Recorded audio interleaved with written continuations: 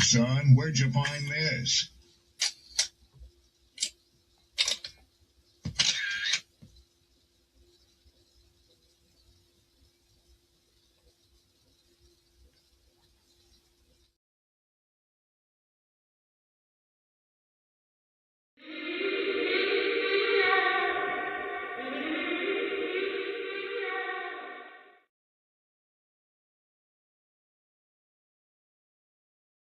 Don't be offended by the truth. They be offended because you called out the truth. Simple as that. They don't want to hear any other narrative that makes them look bad. One thing I can't stand at this big grown age is somebody who acts like cause and effect does not exist. Like, yes, your actions caused this outcome. Yes, what you did lit the match. Like, why are you surprised and playing victim? Guys, Chico. They never lie. That's how you know somebody doesn't respect you. They listen to reply, not to be understood. They cut you off. They minimize what actually matters to you. They laugh at your boundaries, and then they call you sensitive when you try to hold the line. They show up late. They cancel last minute. Forget the things you've told them, because in their world, your time, your energy, even your voice aren't a priority. They're just an option. You see, there are two kinds of people. Those who adjust when they realize they've actually hurt you, and those who expect you to adjust so they don't have to change. You don't need to be disrespected loudly to be disrespected deeply. Sometimes you'll see it. It's just in their tone, in their patterns, in the silence after you're known. Respect isn't what they say when they're watching. It's how they act when they think you'll.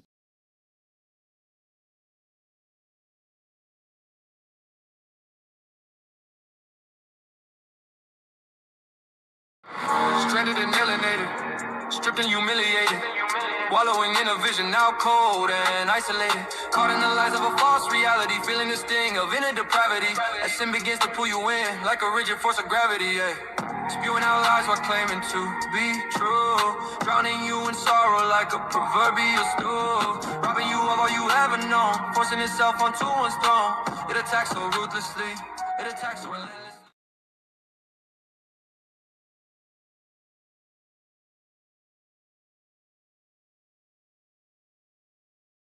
What's the word? What's the word? What's the word? Happy Friday, good people. How's everybody doing today?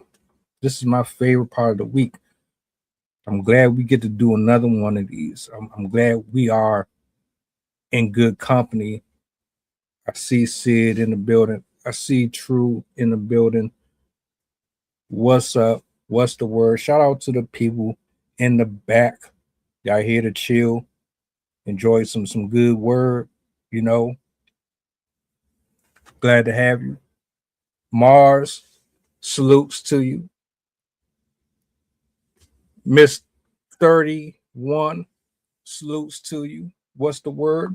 How's everybody doing? How you feeling? How was your week? What's the plans for the weekend? Let me bring the people up. Let me bring the people up. Sid, True. What? Hold on. What's good? What's good? What's good? Oh my god, that looks terrible. Hello. What's going on? Back at it again. How are you doing? Good to see you back. Likewise. Good to see y'all, man. One more day.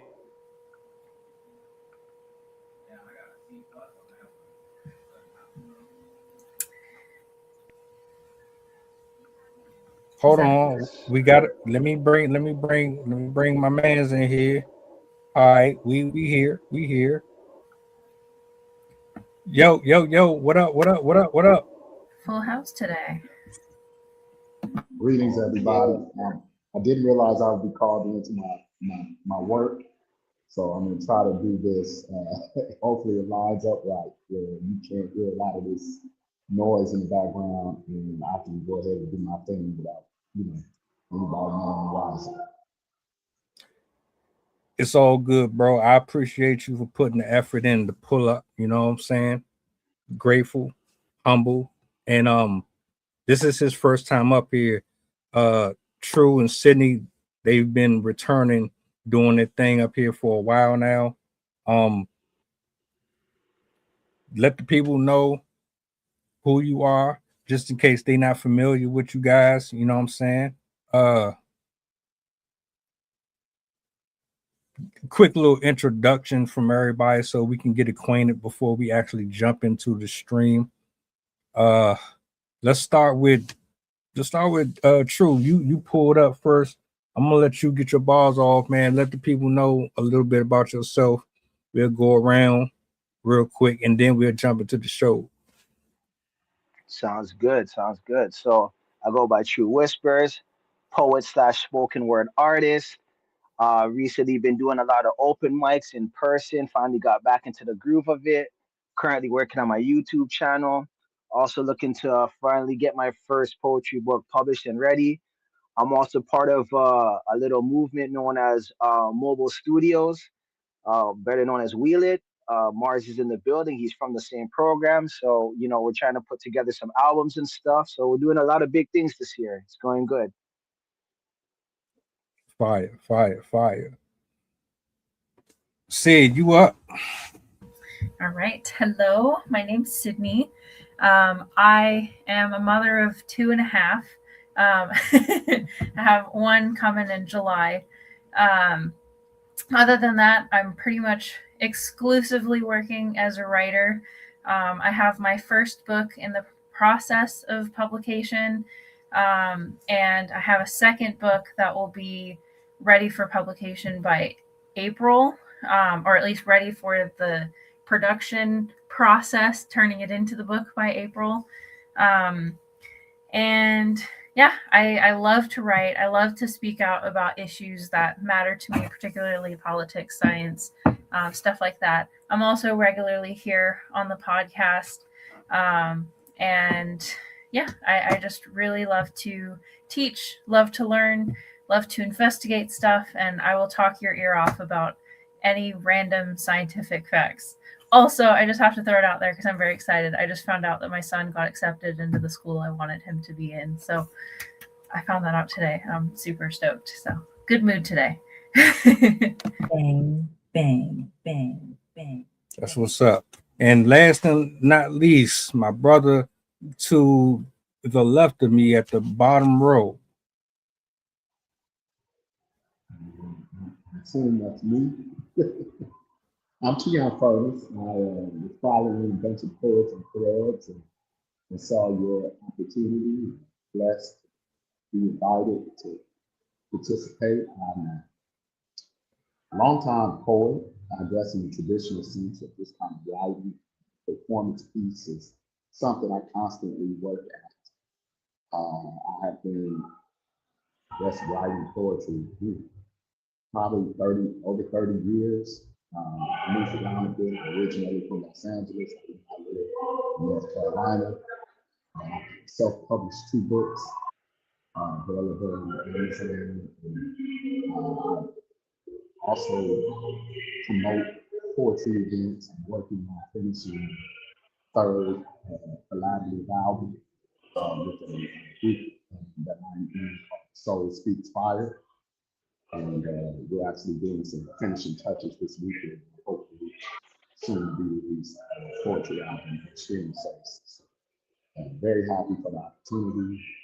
Always excited to sharpen my skills amongst other sharp poets, rhyme sayers, and what have you. So thank you for the. Glad to have you here, brother. Mars, if you want to join, let me know. I'll send a link, bring you up. Any poets, any artists that want to join, shoot me a message now or in the future. Shoot me an email.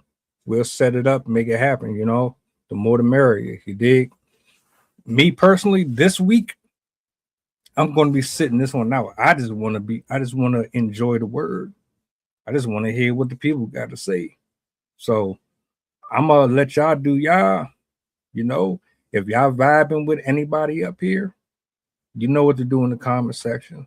Let your voices be heard. You want to follow? You want to keep up with them afterwards?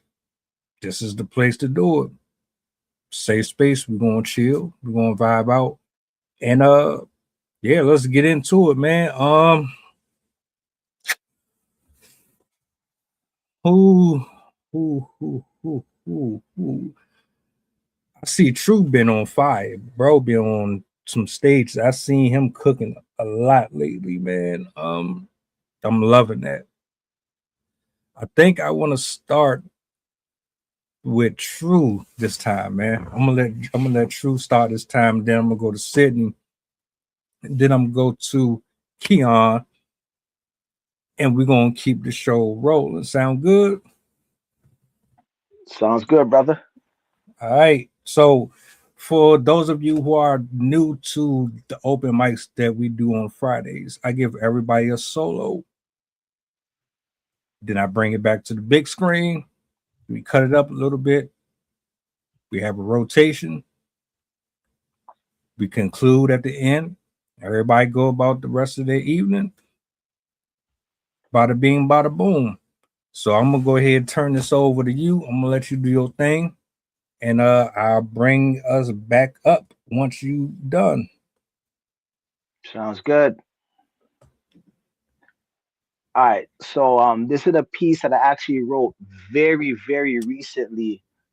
We were having a discussion in my group, and we were just talking about, discrimination and things like that, and how we're running this rat race. So this is the poem that I came up with. Very short, but it's a really good piece. So let's get into it. It's called Rusty Skin. The struggles of my rusty skin, fighting the urge to play the victim as I'm caught in the flow of a disruptive rhythm, pushed into a race of shame and disgrace, losing momentum as the world changes pace. A Jamaican without a background, raised from a dying town, crying as the world steals our crown, as my identity is torched and completely burnt down, dispersed across the land, falling for the master's plan, as value is robbed from your hand, running for fool's gold, believing the lies we were told, noticing history becoming dry and bitterly cold, stripped of the tales we once sung, as our very breath is snatched from our lungs. Talk your shiznits. Yeah, yeah. Not mad at that. Not mad at that at all. What's the process? What was the process? How long did it take you to complete that one? And what is it that you wanted to get out to the people with that particular piece? So what I wanted to get from this particular piece is that as a black man, your skin causes a lot of issues for people. When people look at you, they see you, they automatically are scared of you. I see women clutch their purse every time they see me and stuff like that, and it gets frustrating. You know what I mean? Because I'm more than my skin. If you take the time to talk to me, you'll get to know me and realize like, yo, I'm intelligent. I got sense. I'm making moves that are positive. And so when we were in our group, we were just discussing how we're judged by so many different things, and the group has so many diverse people in it that we want to convey, how differences are seen and perceived. And so we were talking about the rat race and how it's like it feels like you're in a constant race. So as I was just thinking, we were using Olympics, and I just was just thinking about the medals, and I'm like, you know what, our rusty skin is like medals, and the color of bronze and stuff. So I said, you know what, rusty skin just kind of came to mind, and then that piece just formulated like that. So I had to put some heart into it. I got one more question before I turn it over because you brought up something that made me want to ask. Do we make it? Do you think we make it harder on ourselves to be taken seriously, or is it just it doesn't matter if we, was walking that walk, it still would have just been, oh, here comes such and such, here comes such and such. It doesn't really make a difference how well we dress. It doesn't matter how many degrees we have. that stigma just always going to be stuck with us. Honestly, it's kind of hard to say because at first I'd be like, sometimes we bring it upon ourselves, the way we act, the way we talk. But then when I'm following the Walter story, Mr. Tendonism, and I seen what was going on with him, he was a good dude. He wasn't walking the walk that we walk. He wasn't talking the talk how we talk, and they still did him dirty. So there is that occasion where even if you are doing good, once you're rising to a certain level, there's always someone that wants to bring you down. It doesn't matter. Even if you show that, hey, I'm actually a good dude. I care about you guys. I'm trying to help you guys. There's still someone that looks at you and goes, nah, you're a stereotype. You fit in that stereotype. So it can be 50-50. Sometimes we do cause it upon ourselves. We love to live the stereotype, but at other times, the stereotype is just people wanting to bring it on. So after seeing what's going on with the whole tendonism thing, I'm like, it's really hard to say if it's always us. So Gotcha. I just wanted to know where your mind was, because just because we have the same skin tone, sometimes it's hard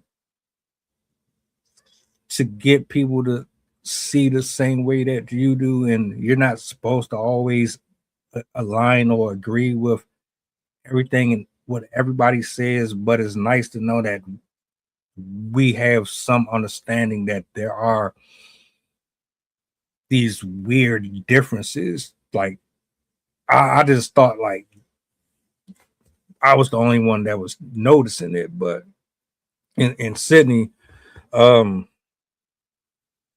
agree. I definitely do. yeah, I agree as well with what Sydney said. I do agree too.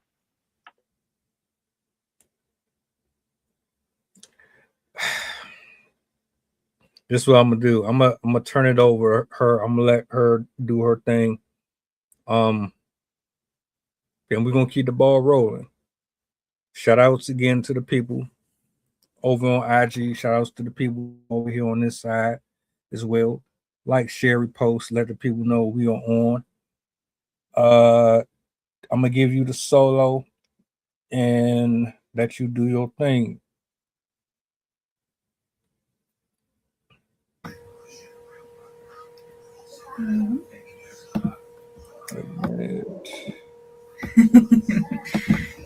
All right. So let me close my door first before my child runs in.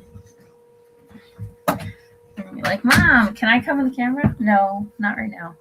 All right. I just scrolled past it. Okay. So this one is called Current Consequences. The blue ballerina pirouettes blithely, bathed in glistening flames, with a celestial, velvety kirtle engulfing her sepia frame.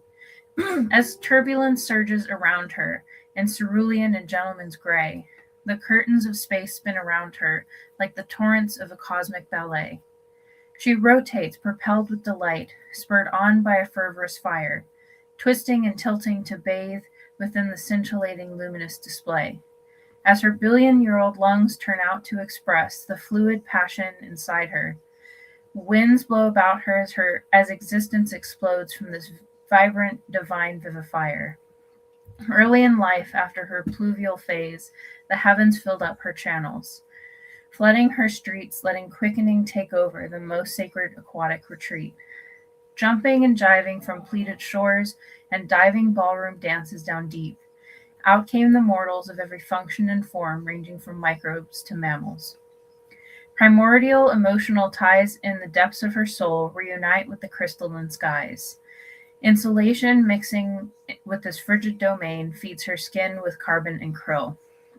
Fair fogs, veneral breathing, rhythmic tidal heart beating, raise life from the mire, birthing creatures and features on land and at sea in harmony waltzing through time.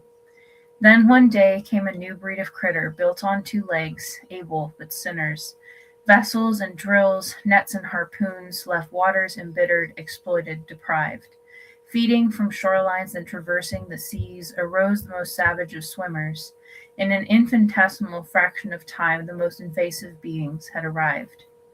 The soot-fed upheaval from the parasitic plague abrade creation's remains, as the salt water upon her was poisoned and packed with unholy soils and acid. The patterns roaming from shallows to depths, cycles made to sustain, were broken by heat and freshwater displacement, making hereafter less placid. Our warm caress of avoidance turns to a sweltering we claim to deny, her disquieted dermis absorbing the hot apathy we mindlessly bake to a stain. As she gazes across a meaningless world with sad gray eyes open wide, the comity that once defined her indigo skin fades to cyclonic disdain. Driven by greed and gluttony, we bleed our blessed coastlines dry. We shatter our world in a selfish attempt to become false gods of our Eden. Stealing from life with the smoke that we pipe, and unravel the shores we rely. As she swallows our homes in a reddening tide, we still pretend we aren't the heathen.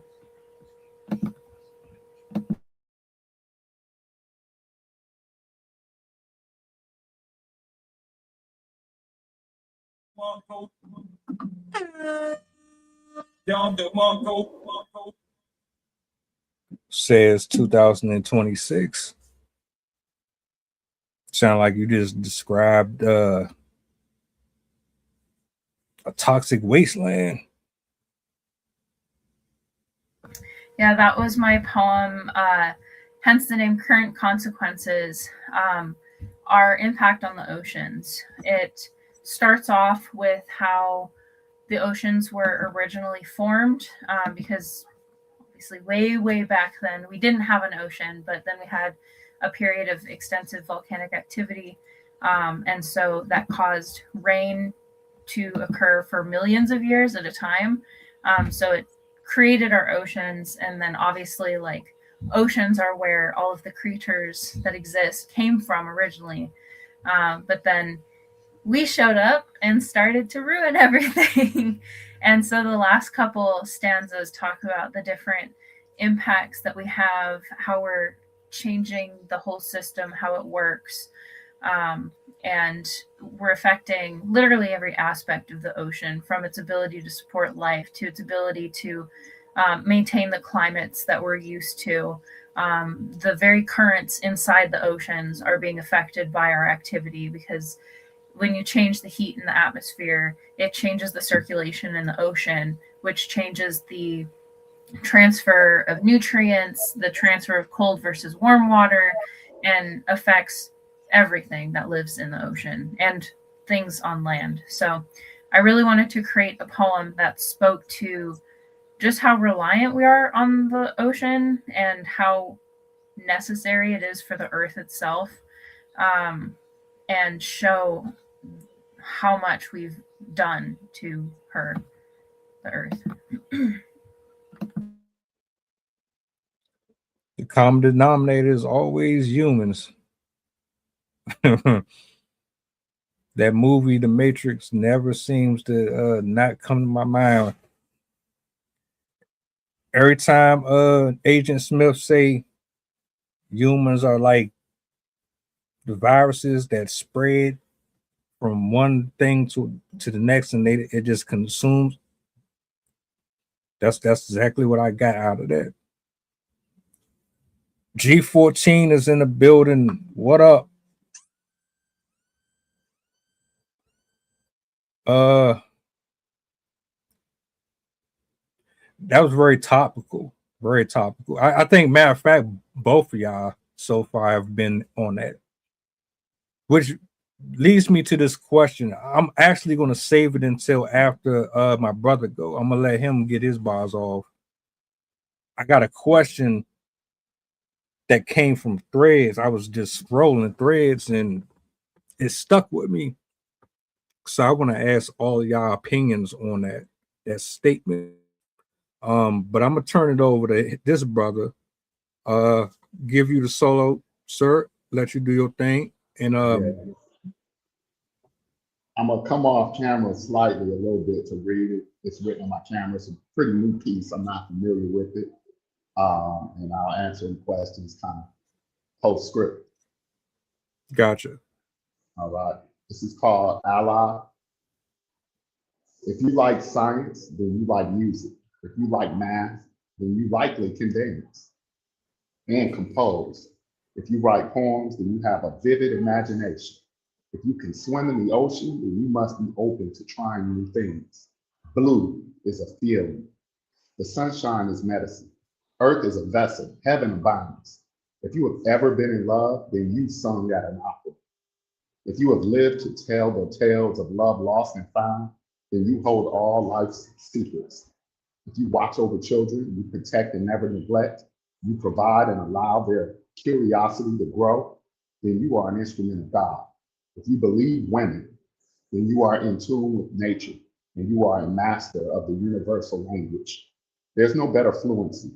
You might be time, space, light, water, and love. You create and you radiate. Peace. Okay.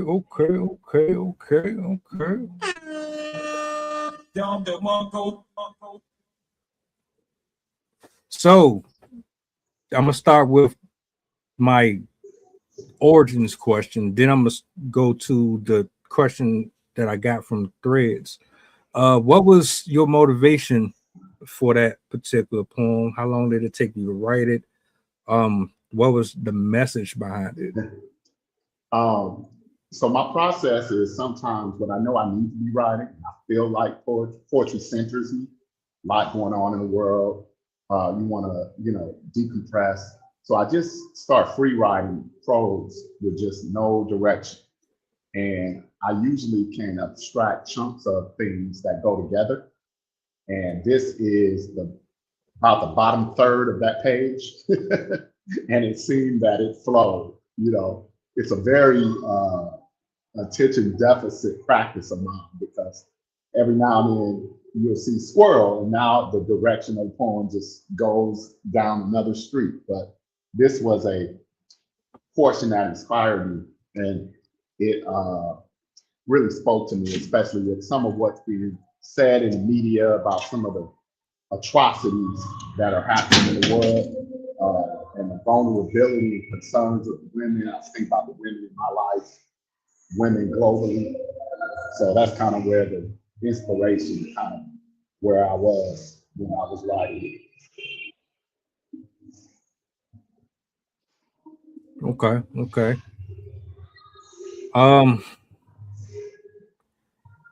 So here's my other question, and this is for everybody. So there was a comment made by a female poet, and she had said that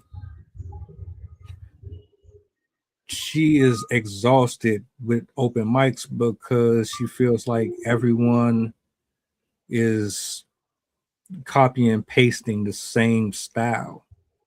Nobody is original. Everybody is end of the world, doom scroll Yeah, topic. And she says, she's more of a whimsical style type and she misses that. Do you think that poetry has become too serious, too dark, and it's not lighthearted anymore? Do you think that style has died, that everybody is copy and paste? I kind of have had the opposite feeling where I feel like there's not enough people that speak to real issues. Whenever maybe it's just what I've seen because I truthfully don't read poetry as much as I should. Or at least when I do read poetry, it's usually like the OGs, Walden and stuff like that. Sylvia Plath.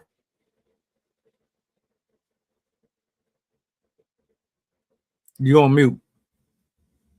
My bad. How long was I?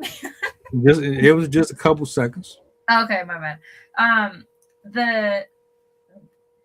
The poems that I have read that are modern now, not saying across the board, but a lot of them are like very simple, and a large majority of them are focused like on relationships, on dating, on sex and stuff like that. And I've found it hard to find a lot of poetry that is directed at issues, solving problems, finding solutions to things. And that is something that's always kind of bothered me, because we're in an age where we need artists, writers, speakers more than ever before. And it seems like a lot more people gravitate towards like experiential poems where they're talking about like a story from their own life and how it affected them, but they don't expand it to the broader human experience. So I know that the poems that I have seen that are solutionary and discussions are dark, but I feel like that's kind of necessary, because right now we're living through dark times. Not only are we doing extreme damage to the planet, a majority of the population are being either attacked or subjugated or just oppressed, from women to people that are handicapped to the homeless to people in other countries that have religions other than Christianity. We're living in a time where we need to be speaking out about dark issues. And I think shying away from those dark issues is part of the problem. So I think we need to do it more, to be honest.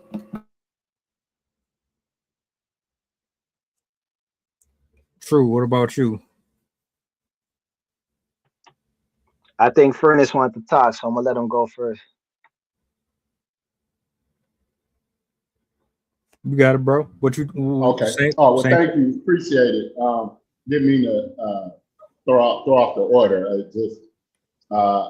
am of the mindset where I don't feel like open mic and slam poetry is the best place for me to get my stuff off. So that's why I self-published my books in recent years, and I've actually participated in some diverse opportunities that are more like readings, that is less competitive. I personally don't feel like I like competing with my poetry. I don't like that. And I feel like the slam crowd and the open mic crowd, one and the same. There's a lot of competition, and that breeds some contempt, and that not necessarily a fertile ground for artistry. I do feel like there's a bit of trauma when you get a bunch of artists in the room who feel deeply and they share through their writing. Yes, that could be a lot in an hour program or however long the program is. So yes, there are elements of what the past speaker said that is true. But I want to encourage the person who asked this question online to, if they are the type that can promote and plan their own opportunities, online poetry opportunities are great places to theme your own outreach with poetry. I have a bunch of ideas for other types of poetry to come forward, more newer artists or people who've been a poet their whole life and just haven't called themselves that because they've not been made to feel comfortable in a space. So that's kind of my mission, to not only participate in opportunities like this, but I also, from time to time, create my own in my own network. So to speak on the subject, the answer is yes, but there's nuance. Yes, it can be that way, but there's a lot of hope. And if you continue to not only discover your own art, but network with other artists, I think you'll eventually find your level and get to your own lane with other creators.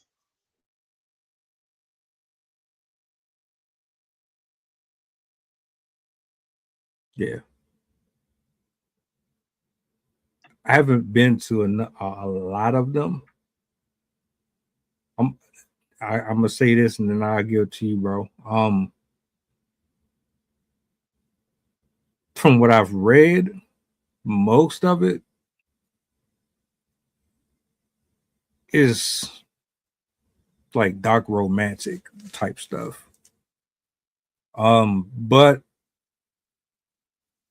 just like anything else, there's a community. It's just you happen to slip into that algorithm and you watch or you start reading one post that writes like that, and the next thing you know, you're going to see similar posts like that. That's how the algorithm typically work, and I'm starting to notice it a little bit more. Like I have a routine in the morning where I play specific music, and that specific music always comes on right when I'm about to get into my routine. So it's like, all right, so it's really tracking my interest or the things that I kind of put my eyes on. So I haven't seen any button poetry or nothing like that on my timeline in a while, and it's because I haven't really been watching it. But there are whimsical writers and there are dark writers. I can't say that one outweighs the other, but I love the mixture. I would love to see a blend of everybody under one roof. That's what I would like to see.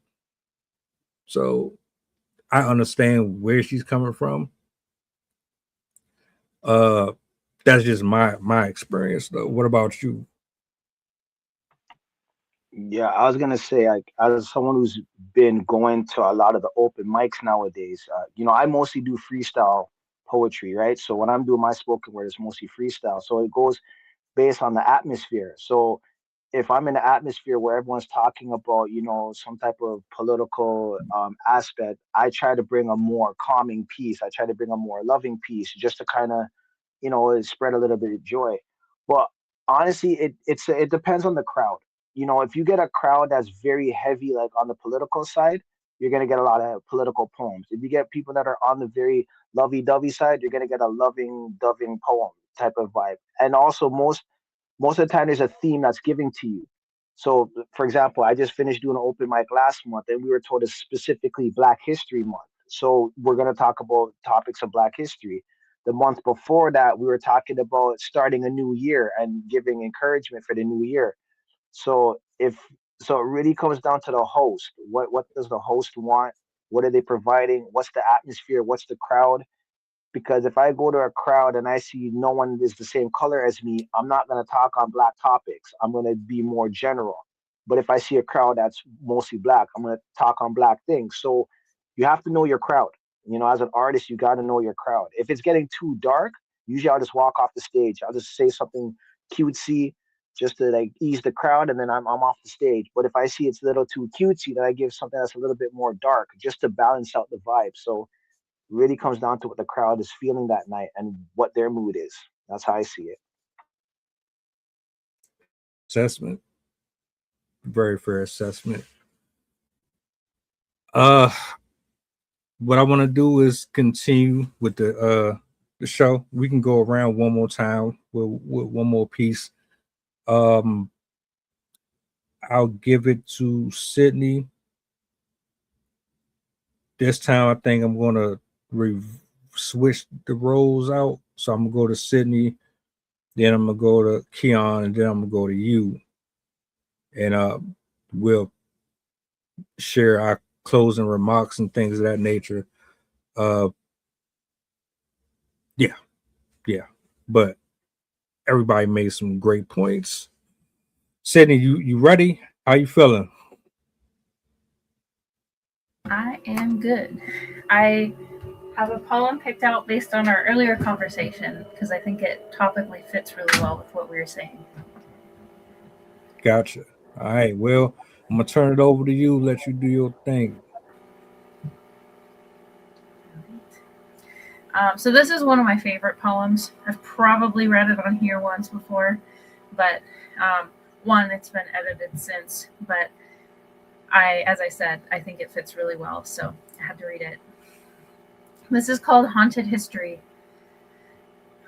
We are ingrained with bygone ghosts, shaped from specters suffused within our sepulchral casts by our own corrupt creators.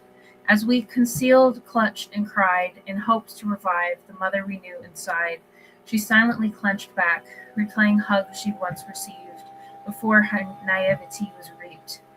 School day waffle wake-ups were shared with shook-up scraping, dishes crashing, spigots hissing, seeing her mother, your grandmother, skinning smoke and scars from skillets with spatulas into the sink.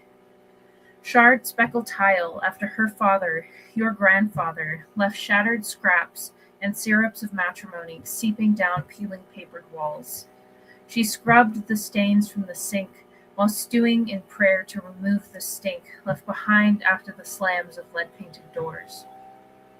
We are ingrained with bygone ghosts, formed from the phantom friends only present to pretend, people pulling you off the shelf to parade you around like their playthings. As you pranced through plant life and made forts in the firs, you fashioned filaments into foolish feathers, proclaiming to be permanent fusions no matter how high you fly. Nights meant for napping, instead spent on goofing and gossip. Secrets, trust were spent and shared, while pensively pleading the someone would always be there. Those woven lives, this woolen start, tying you heart to heart, instead now see fabrics fray and fail with time as the fastening falls apart. Partnership pledges replaced with the fake gaze and missed calls of an Eidolon. The ligature of vampiric affection transplants indents of attachment and rejection from ulna to aorta, glimpsing through the stained glass without you, from memories you once helped to form. We are ingrained with bygone ghosts, hewn from hauntings of lurking lovers with their Janus-faced lures and misdirection, their fingers crossed, pledges of affection, giving guarantees no one else would, using the gift of gab to gain tactile trust, and to insist on your exhilarated innocence, ensuring your guardianship while hiding their inhumanity with impunity, imploring you trade your individualism for eternity. Letting your heart beat next to them, renouncing cadence for closeness, they demanded freedom without fragility. Expectations and affectation were lost to lies and exploitation. They insisted they should be your everything, but ignored they were asking for too much. But your pale, perceptive prudence means nothing when trust is face down in gravel in the lurid light of an incubus clutch. We are ingrained with bygone ghosts, molded from whichever modernity in which we were made. The four horsemen among us mold our mortal form. As we suck life off a land stolen from her by the history of man, we are targeted by the living, using their powers to dole out our fates. By the content of our pocketbooks, by our headquarters and zip code, zombies in office and sirens in charge, the boogies, the banshees, calling us hoping we'll fall into their traps. The jinns and the devils among us ruse to entice reform and addiction. The wraiths that lie within us trick with the waste of ambition. The monsters around us, the graveyards of souls, lord power over our psyche to steal the life we took lightly. We are ingrained with bygone ghosts. We contain the spirits of our ancestors who were there when it all went wrong. We are imbued with the poltergeist of those who died before, the lives that were hidden, buried beneath the floor. We are residue from Armenia, Rwanda, and Khan. We are eerie echoes of Congo, Korea, and Zedong. We are the shadows of Palestine, Japan, and Cambodia, and hold ashes from Stalin, Holocaust, and Bosnia. We are chained to Turtle Island, taken at any cost, tied to those stolen from their land before they had known it had been lost, all because they had an appearance labeled worthy to accost. We are what remains of the women and children, the soldiers and slaves. We are the descendants of an unnamed caste of unmarked graves, forever concealed in fetal twists, identity scrubbed and bound at the wrists. Whether we are blessed with Caucasian concessions or have tanned as targets of the glaring processions, even if our white sheets are pristine, even if we have lived to be clean, if we dared to look a little closer, if we dared to learn who we are and from where we came to be, we will see each and every shackled people are tied up in our genes. The cells that make our body hold the repercussions of time elapsed. The life we own is a borrowed home, and when we peak, we begin to see the human past and future is imprisoned within our dreams. Bang, bang, bang, bang. Sensational. Yeah, yeah, that was heat. She snapped. She snapped on that one. I could see why that's one of your favorites. Yeah, I love that one, especially to how it speaks to so many different populations that people forget about and don't think about. Um, I especially love the last parts, but yeah, I had to create something that spoke to the internalized trauma that we have. Um, the first part obviously is like what we get from our families, and then what we get from our friends or people who say they're our friends, then relationships, then society itself, and then obviously history itself and the wounds that we carry from people we don't even know and we'll never know. So yeah, that one's definitely one of my favorites. Everybody been cooking tonight. I'm glad to be a spectator, just to sit back and listen, man. I might have to pick my pen back up. I only wrote one time this year. I might have to pick it back up. You know, one thing I do want to figure out before this year is over, I want to start memorizing my work. Like, since forever, all I do is put it on paper, but I've never tried to memorize my stuff. And I don't know why. I just got accustomed to just reading it off the paper, but I think my performances would be so much better if I could actually just keep it in my head and then convey it to the screen. So that's one thing on my to-do list as far as that's concerned.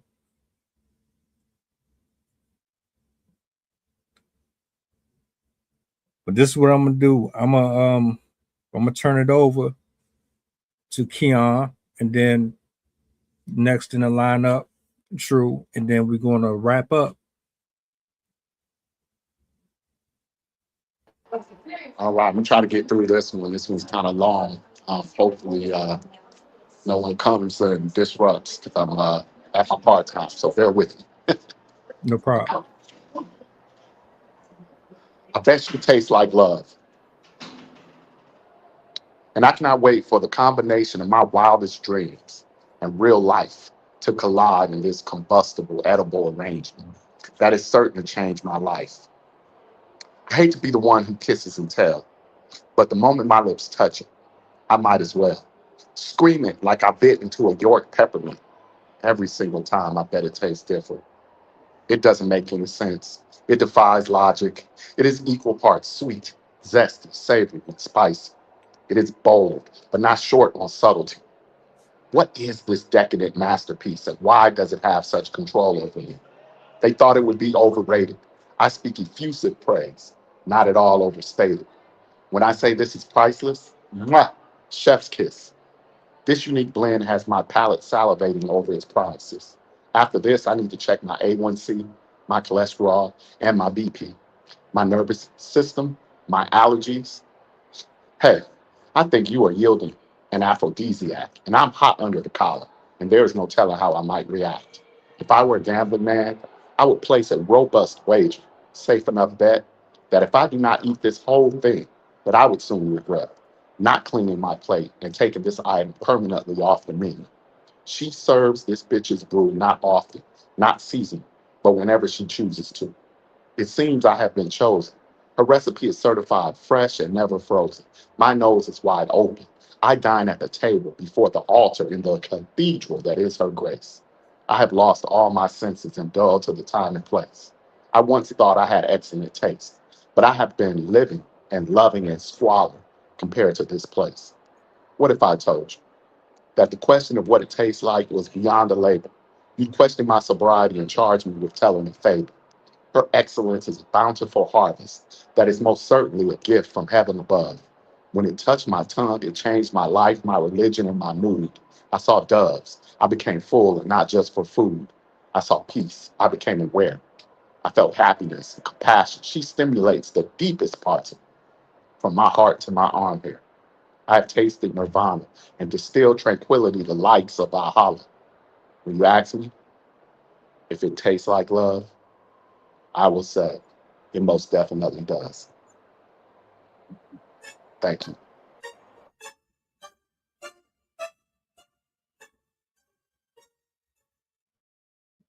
Yeah, yeah. I was locked in, bro. That's my lane right there. I was just like, all right, who he talking about? Who he talking about? Or is it That's just that's my lane right there. Usually, I led with something a little more newer to start, but that this is what I muse about with my poetry, that kind of stuff. no? That was fire. That was dope for real. I really have Inspiration. like a true performance piece, but that is the one that I think fits into some of the open mic stereotypical uh, formats. I could bring that out. It sometimes sucks if you fire something, if you follow something with the depth of what preceded me. This is a bit, shallow comparatively, but yeah, I found the theme for that poem was a prompt, just randomly appeared on Facebook, the algorithm, and it just was on the page. I bet you taste like love, period. And I saw it and just immediately started writing. My Okay, wife's not here. If she was here, I would say it was her. She's the inspiration. But right on, right on. I ain't mad at you. I ain't mad at you at all. I like how it's something that would be, I said it in the comments, but I like how it would be something relatable to the older communities. Because I've noticed a lot of poetry now is really geared towards the younger generations, probably because we're the ones like it, posting online and stuff y- like that. So yeah, I yeah. appreciate that it's something that the older generations would 100% relate to and understand. That's a polite way of calling me old, but thank you. Hey, I'm past my 20s. I'm old too.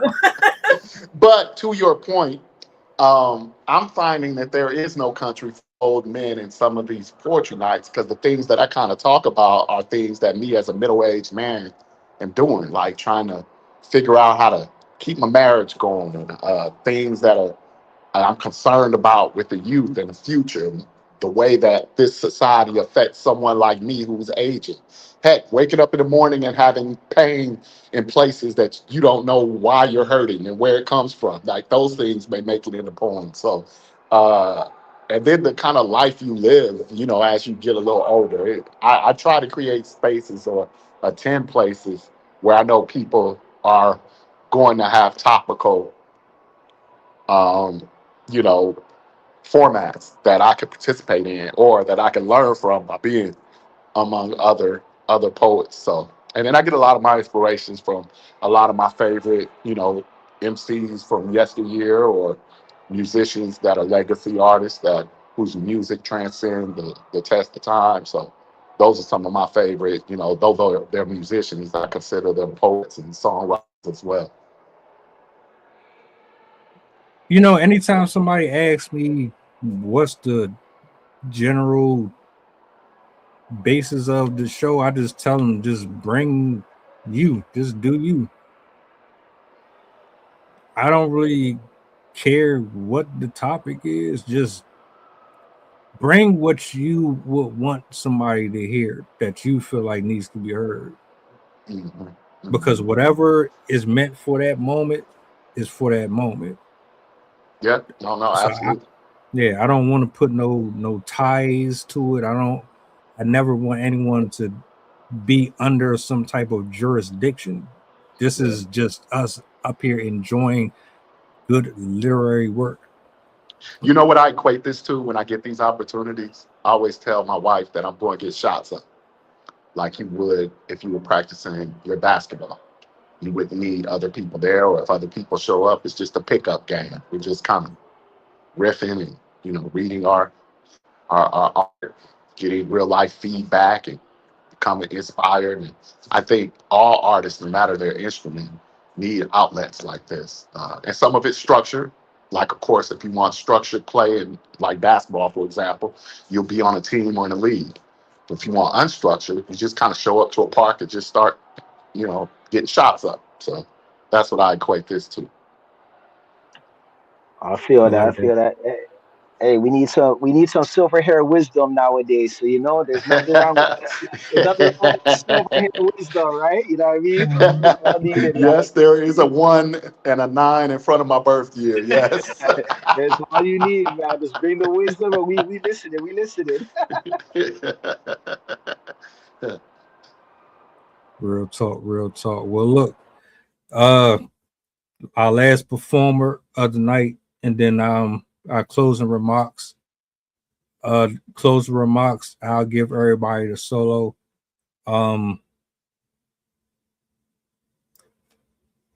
True, the floor is yours. Do as you will, as per usual. Shout outs to everybody that pulled up this evening. I'm going to give him the floor. Yeah, I know what to do. Appreciate you as always, Creed. So I'm gonna end this little lightheartedly and just talk about life in general. So just bear with me. The essence of life is not as shallow as one may think, nor can you understand it in a simple blink. It carries a meaning only a few can obtain, and just like blood, it courses through your veins. This essence rushes like a fountain while standing as tall as a mountain. It can be wild with passion or a plain and simple reaction, vastly expanding far more than one can imagine, leaving clues as it passes by, unseen by many eyes, yet it arrives in substantial supply. For the essence of life is deeper than one may know, and once you find it, you're no longer alone. Okay, okay, okay, okay, okay. Salute, sir. Another banger for the records. Plenty of replay value here tonight. Y'all definitely need to spin the block just in case you showed up late. There's plenty here to listen to. You got wisdom all up and down this stream. Uh, and I'm glad to just be a spectator. I got to actually just chill, and they did their thing. I ain't gonna hold you. My last thoughts: poetry is poetry. Doesn't matter what genre is it, as long as it's coming from the heart. Everybody is welcome. There is no pressure. There is no system. We just try to unwind after a stressful week, be amongst decent people, you know, get a laugh or two in, um, and then reset and go at it again while we still got time on this planet to do so. So I will always have a special place in my heart for poetry, always. And everybody who is vulnerable enough to express themselves in front of an audience that don't know them, you know. Um, so I will say ladies first here. I'm gonna let Keon close us out. And these are the final thoughts for the show. Sydney, the floor is on you. Well, in the spirit of us, all the topics that we had today, I just want to say, first of all, thank you for watching. I really appreciate seeing so much engagement in the chat, and it always is lovely to see returning faces that are here to watch and support. But I wanted to just say a short, tiny little poem that I wrote that fits along with everything that we've been talking about today. It's called Hostile, and it really speaks to the fact that right now we're surrounded by so much hate. We're surrounded by people that are actively trying to suffocate certain populations. And as poets, as writers, as artists, we have to point these things out. And so I wrote this tiny little reminder that we have to keep in mind that a lot of this hate is because they were raised to have it. So the poem is, when you feel the heat and the hate with no reasoning, it's not the meat, it's the seasoning. Just to remind us that it's not humans, it's what the humans have been taught. And we have to keep that in mind and spread good vibes and encourage people to actually embrace people that are different.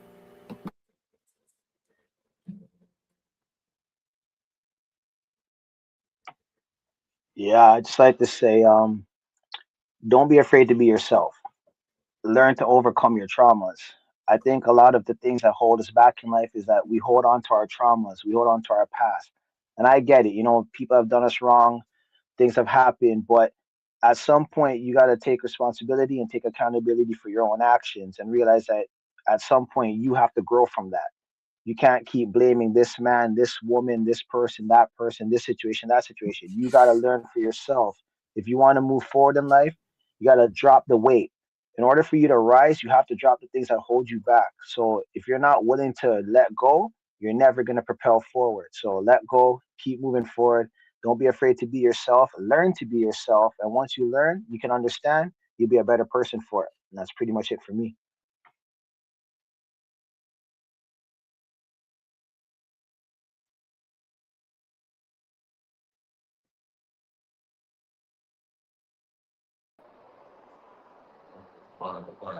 Very wise, man. You all are so wise.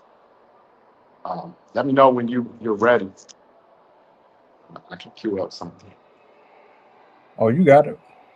Okay. Um,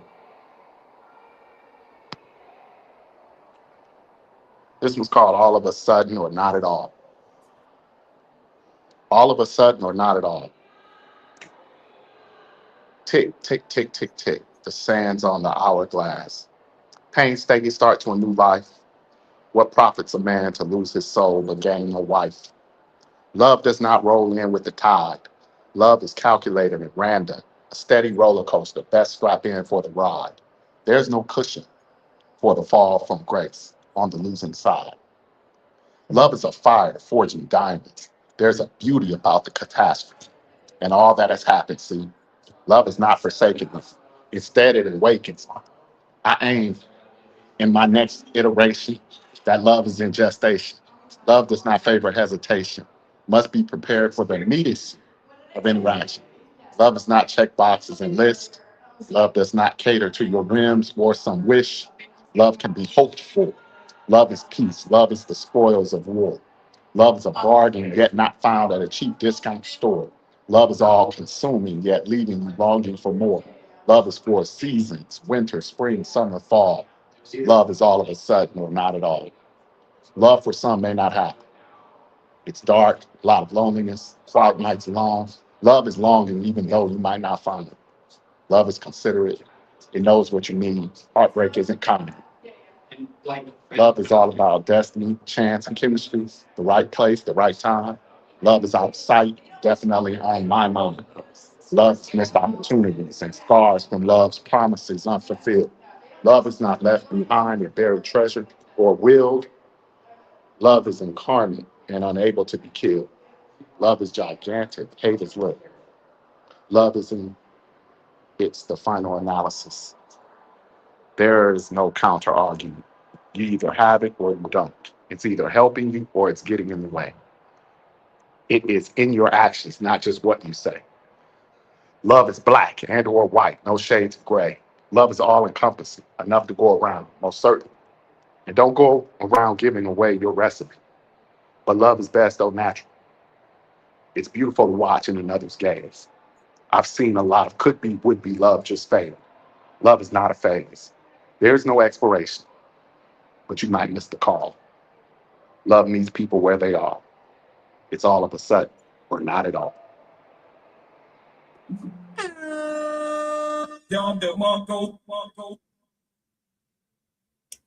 Well done, sir. Salute Sydney, Keon, True. Salutes to the people that pulled up for the show tonight. Y'all have a blessed one. Next Friday, I will be throwing another virtual. Same time, same place, 8 p.m. Eastern Standard. If you want to join one of the streams, you want to perform, shoot me an email, hit me up. Let's make it happen. All right. We out. Back to the lab. Y'all have a blessed one. Oh, do me a solid before y'all go, if you don't mind. Push the goddamn button back. Peace. Peace.